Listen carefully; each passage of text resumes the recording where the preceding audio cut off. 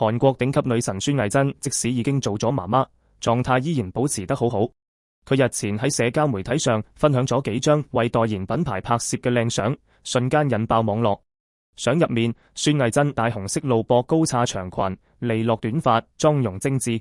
呢套禮服設計得好有心思，唔止帶 show 佢嘅骨感香肩同緊致蠻腰，側邊嘅超高叉剪裁更加令雪白修長嘅美腿一覽無遺。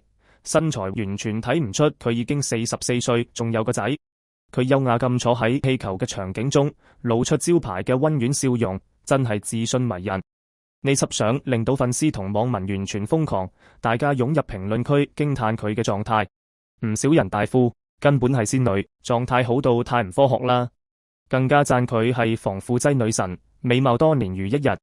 孫藝珍產後復出後工作不斷，除咗廣告代言，佢同池昌旭合作主演改編自經典情色電影嘅韓劇《醜聞》即將上線。今次晒相再次證明孫仙嘅女神地位絲毫冇因為人生階段改變而動搖，風采依然。